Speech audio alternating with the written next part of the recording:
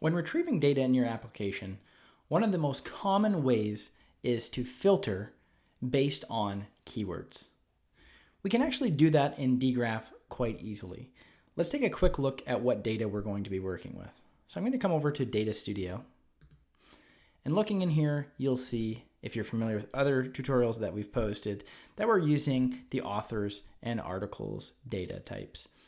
So we have some data here, which is authors, and they have related articles. Each of these articles have a title. And what we're going to do is we're actually going to filter this based on keywords.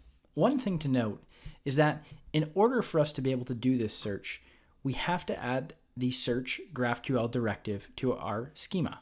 So to do that, we can come back over to this here, and what we'll see is that we're going to be actually searching for an article's title based on a string search. And to do that, we need to make sure that we add this @search to our schema and deploy that. So I'm going to come back over to GraphQL, and I'm going to paste in a query.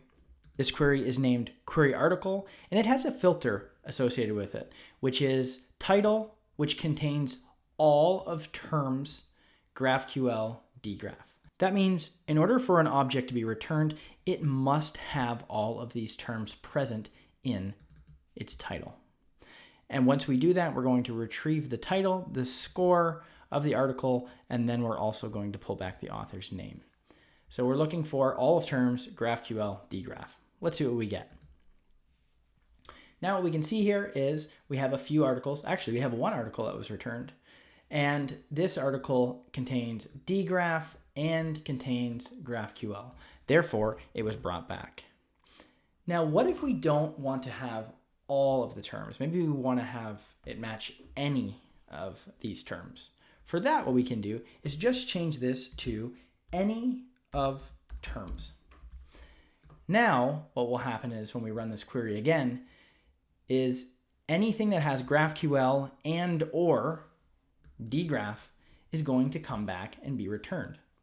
Let's run this query.